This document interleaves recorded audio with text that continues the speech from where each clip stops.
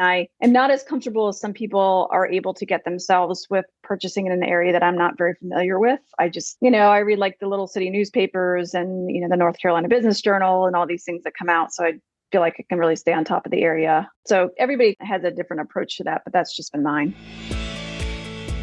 Your network is your net worth. Come listen to some of the most successful people I know share invaluable knowledge, stories, and advice in real estate, business, and beyond. This is Weiss Advice. Whether you want to take your business or personal life to the next level, look no further. Welcome back to another episode of Weiss Advice. I'm your host, Yonah Weiss. Wonderful to be here today, finally, with the one and only Lauren Rothlisberger. I'm excited to have you on the show. I know we've been putting it off for a while, but great to connect finally. Yeah. Well, thank you so much for having me. I'm excited that we got this on the calendar. That was definitely a problem on my end, not your end. So I'm glad I found the right spot. Well, when I came active on the Twitter and the retweet kind of community back early this year, I guess actually in December, I believe was the first time I ever opened the platform. And I kept finding some amazing people who were sharing valuable content. I'm like, hey, I'd love to connect with these people. And so you are on a long list, or a short list, I should say, of people that I really wanted to learn from and get to know and just value your content and what you're doing in life. So thank you for being you. I appreciate that. And I do think it's a fairly long list because there's a lot of really, really interesting and great people in that community. I feel fortunate to have spent, phone calls and some in real life time with many of them. So yeah, it's a great community. For sure. So for our listeners who may not be familiar with you, give a little bit of background of what you do. I know you're in the self-storage and real estate business in general, and there's much more. So about 2 years ago now, maybe a little more than that, I really wanted to focus on transitioning our single family homes over into commercial. So previous to that, we had purchased homes when we would move. My husband's in the military. And so we would, not always, but when able to, we would pick up a house and then we'd keep it. And then we'd self-manage it. And we did that for many years and did that for some family members and stuff as well. But then we took a 3-year tour in Europe, which was awesome. But coming back, I was like, oh, I kind of want to do something different. And what is that going to be? And so, just through several circumstances, I started discovering or looking more into, knew about self-storage. But prior to that, I knew we were going to move overseas and the remote management wasn't quite where it is now at all, really. And so, I was like, oh, this looks really interesting. So that's where I started to go down that road. And eventually what happens is we pretty much sell off all our single family homes and 1031 them into self-storage. And, I've just been building that, very small portfolio, but just sort of building it slowly over the last, 2.5 years and learning a ton along the way. I liked self-storage because 1, it could be remotely managed. 2, at the time I was intrigued by sort of, I guess, for lack of a better word, the security of many leases. And as I learned more about other asset classes, certain things that scared me about those then don't scare me as much now, but I thought it was a really good entry point. Sure. Tell me about that first storage property. I mean, 1031ing single family homes into a commercial property, and obviously something that you had never dealt with before, right, can be a little bit, daunting and scary for some. Yeah. If you can bring us back there, I'd just love to hear what that transition was like for you. Totally. So the timing was interesting. We actually our first one was not a 1031. It was just outright. And we did that later. This was I guess it was November of 2020. So sort of, we're still kind of in the thick of COVID. I've been doing a lot of reading and studying. And, I've actually found a place pretty local to me that I thought fit all of the criteria as a value add storage.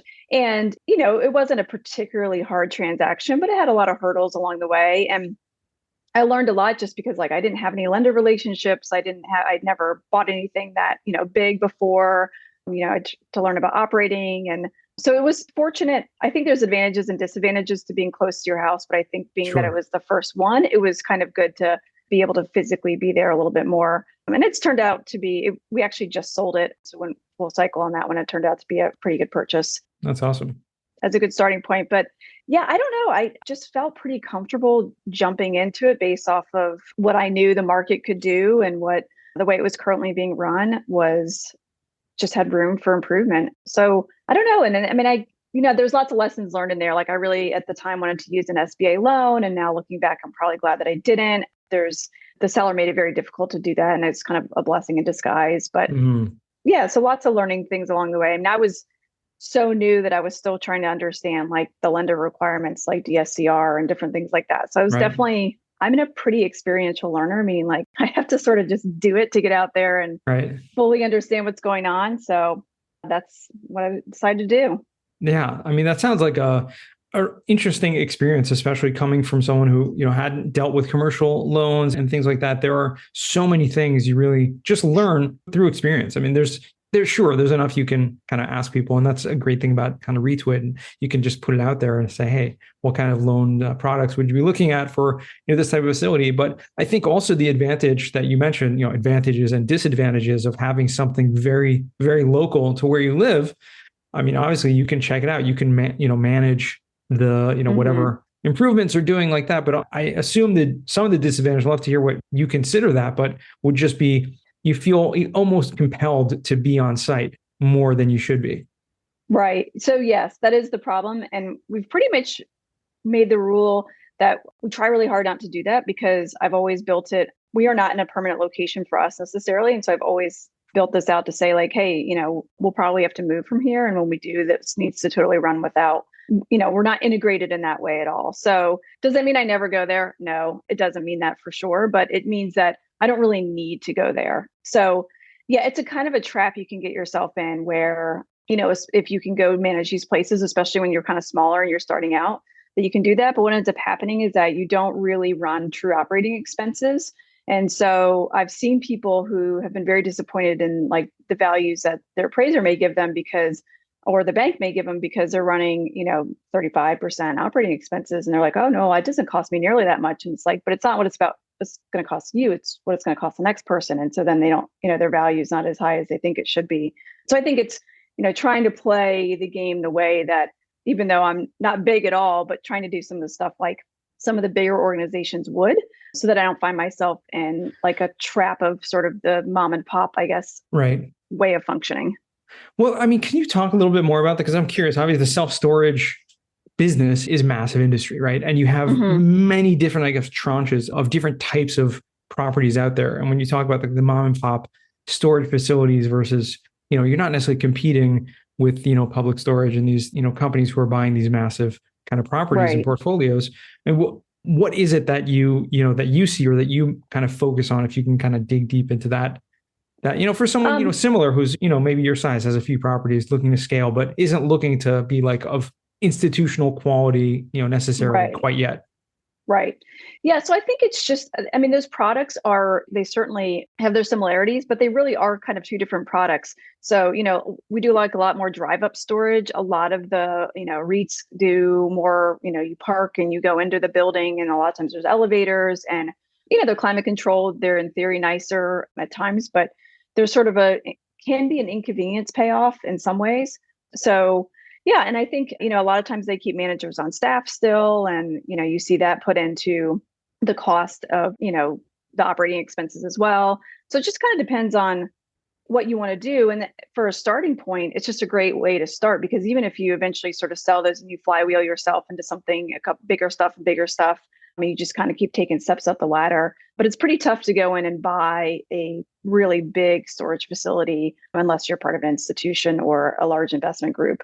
And the mom and pops are nice because we're starting to, I think, sort of transition out of this, but there's a lot of people that bought or put up these storage facilities, even 20, 30 years ago. They didn't put debt on them because you couldn't get debt for them. And so they sort of paid out of pocket, and they did like one building at a time, another building at a time. And so they haven't felt the need to do some of the value add because they sort of just paid as they went. And so, and they're like, oh, well, they run it just really differently. They get to know their customers, and then they feel bad about raising the rents. And it's not to say that we come in and just like gouge people, but, I mean, they're way below market to the point where then they have all this deferred maintenance because they're actually not really taking great care of it. And they're tired. They don't really want to do it anymore. So yeah, they're just kind of two different product sets altogether. Yeah. And when you say big, I mean, is there like a threshold when you talk about big in terms of square footage or number of units, or how do you view that?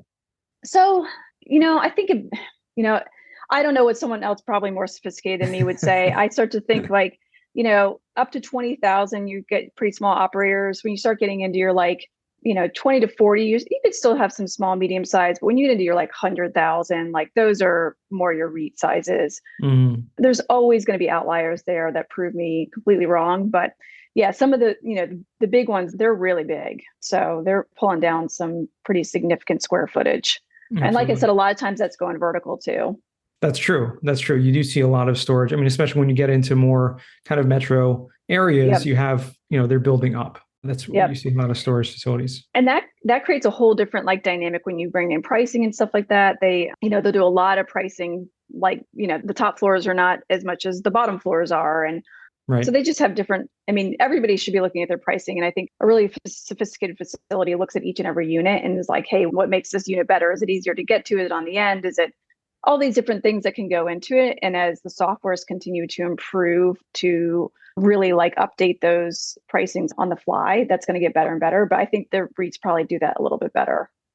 Yeah, I'm sure. Obviously. Can you talk to me a little bit about that? I'm curious, what kind of softwares are you using? I think storage in a way has a lot more ability to be automated and run as a business in that regard more than other types of real estate, like, single families, obviously, but even multifamily, things like that, where you're dealing with physical tenants who are there in terms of the management and even just the automation of people coming in and out and things like that. Can you share some of the tools that you've found along the way that have been helpful to you?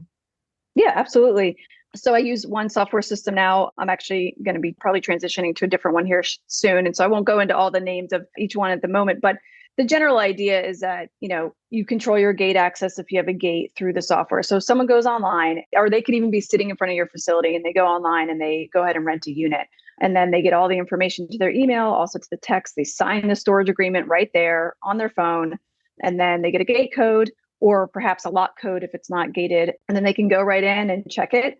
I have found that despite all of these many amazing management tools that we can do, where it can be just totally seamless and contactless, people still like to pick up the phone and talk to someone. So we do, have an assistant that answers calls, and she also will rent to people on the phone.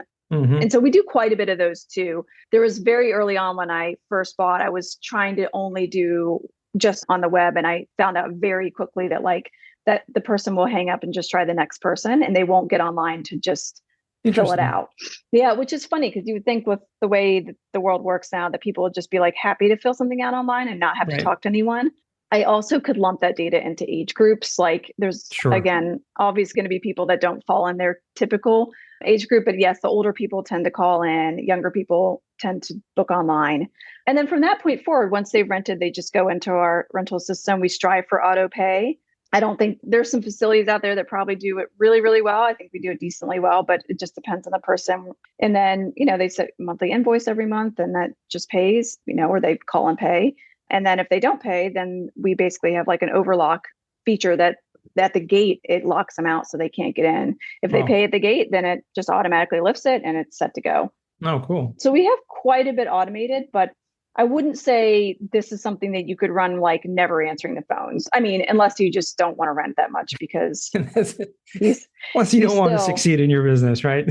Right. So, it's not self-storage is still a pretty heavy operator business. There's still quite a bit going on. It's not quite as hands off as some people like to think it is. And then we have boots on the ground people that go, depending on what the facility is, but go in once or twice a week and do maintenance or do repairs or do grounds cleanup. All those different things come into play too. So, but that all being said, nobody really has to, I don't have to be there to do that. The boots on the ground people do, but not me. So, and you're in North Carolina, correct? I am. Are you still, doing any traveling, military, related traveling from place to place, or is that kind of in the past? So it's my husband that's active duty. So he's still active. So we will still move to another location. We'll probably move next summer, actually, but to be determined. So yeah, we have not officially settled retired, which is why it's been always so important to me to learn all of the parts of remote management and make sure that we have that really tight so that if we do move to another location, that it's just not that big of a deal. And people buy, they're geographic agnostic. I'm really not like that. I really like the Carolinas and there's a lot of growth here. So I'm pretty happy to purchase in this area. And I am not as comfortable as some people are able to get themselves with purchasing in an area that I'm not very familiar with. I just, I read like the little city newspapers and, the North Carolina Business Journal and all these things that come out. So I feel like I can really stay on top of the area. So everybody has a different approach to that, but that's just been mine. Yeah, was really leading to my next question, because I'm very curious. You are local. I assume that the properties that you own currently are local, but as if, like you say, you may be moving next summer, and I don't know if you have a choice up to sometimes, active duty, you have like choices. You can go to like these certain locations, or it's like a lottery. I don't know exactly how it works, but if that were the case, would you be basically continue not only the remote management of your facilities in North Carolina, but finding a new market where you move to? Oh, now let's check this out and let's dig into the local population there and see what demographics are and if it's a great place to invest. Yeah, that's a great question. I think it would depend. So I think if we end up on the West Coast, which is possible, I would not purchase out there just because I don't see us landing there permanently. And so I'd sort of stay East Coast. If we ended up, there's 2 places in Georgia we could go, I'd still probably look there because it's really just all Southeast. Sure. So I still really love the Carolinas the best, but my mind could change a little bit as I sit down and explore those areas. But yeah, that would fall more in line than being plopped somewhere like Kansas or the West Coast or going up north to New York. I probably wouldn't do anything up there either. So I like the Southeast. We've lived most of our Army time in the Southeast, and I'm just familiar with it. Makes sense. Obviously, you get familiar with a place, you get comfortable with it, and clearly the Carolinas. I can't not agree with you there in terms of the growth, the population growth, the business growth, the job growth that's been happening there over the last decade, really, but in the past few years has just been phenomenal. And clearly there's a tremendous continued growth. And you're in the, what we call like the Triangle area where you're like, there's a lot happening. So I'm actually just south of the Triangle, about an hour. So I'm not technically don't live there, but we have the Triangle, the Triads. We've got, everywhere from Raleigh, Durham, and Greensboro, Winston-Salem. That's all pretty much an hour's driving distance for me. And so it just makes it real easy to pop up and look at different things. And so I really enjoyed starting like pretty local. And then I've been trying to sort of expand into something slightly more urban as I grow. And, I've made, put a little bit of equity out through sales so I could try and, put it in the flywheel. So, we'll see how it goes. Absolutely.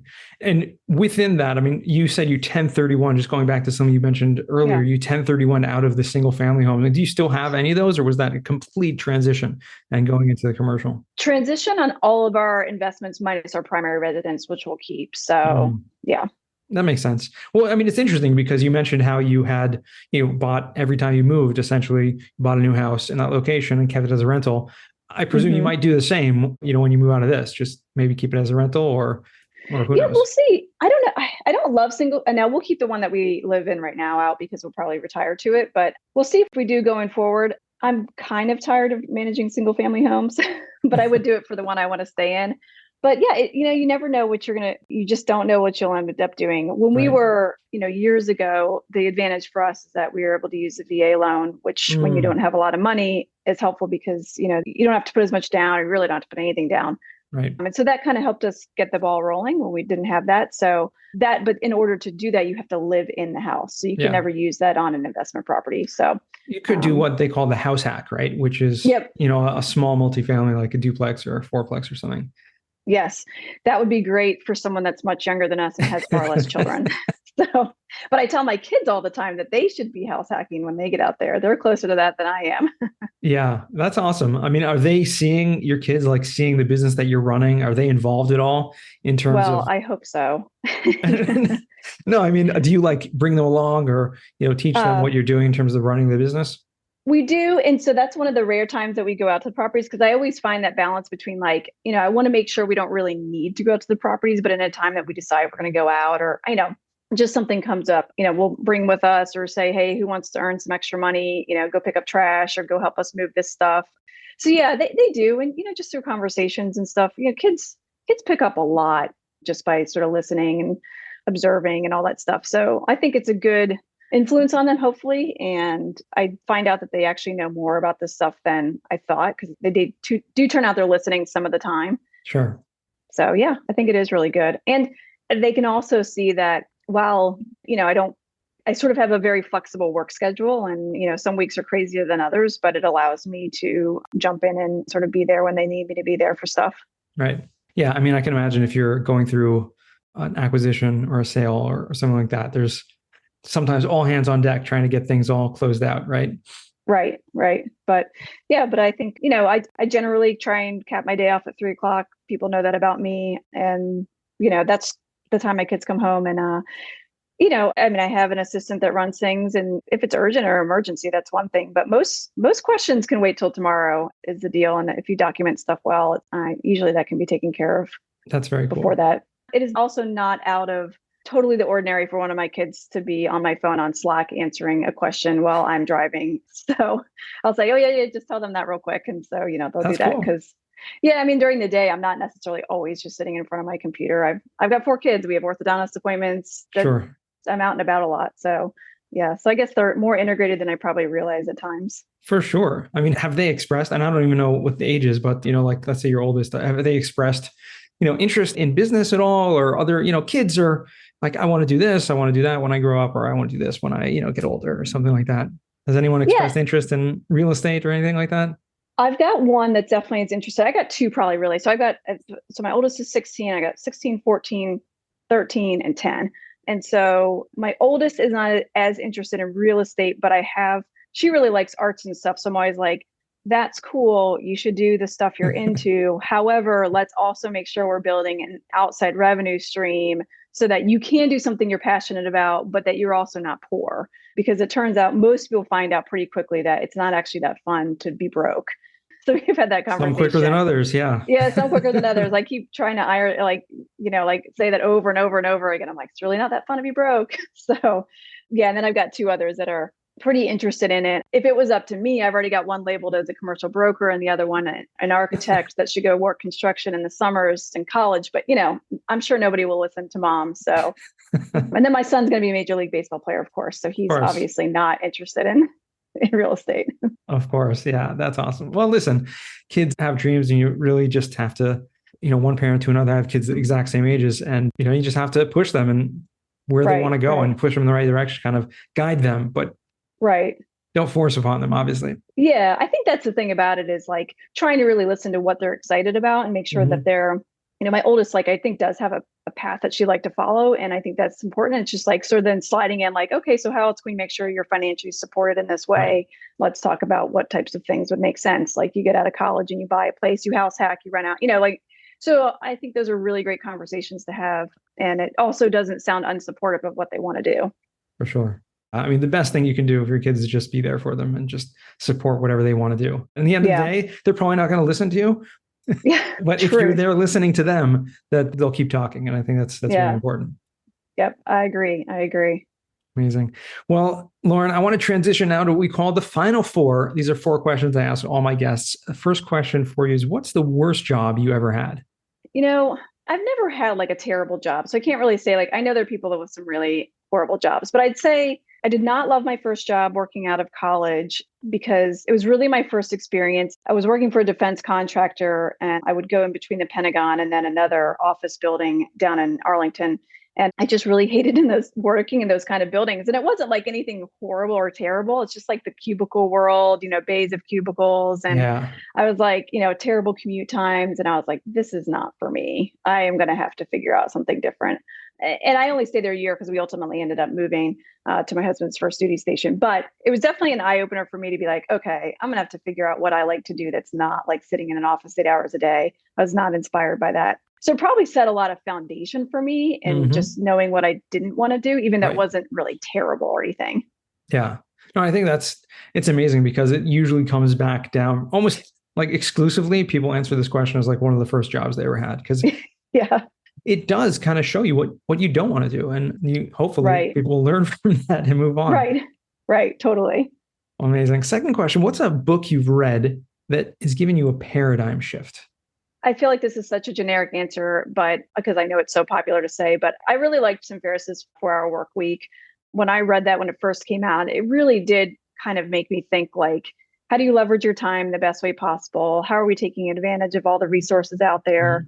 Mhm. And that was, I mean, I read it when it first came out, which I'd have to look up when that was, but I mean, early 2000s. I mean, it's Right. been like 20 years now. And, for me, with all the transition of technology at that point and being able to be like, yes, we could have more flexibility. Yes, I could find hybrid ways to work or, all the things that have basically come to fruition. So that was just really impactful to me to see that it could be done. And like my first taste of that after I read his book was like, years ago, wrote like an ebook on something and it like sold online. And I was like, oh my gosh, that's so cool.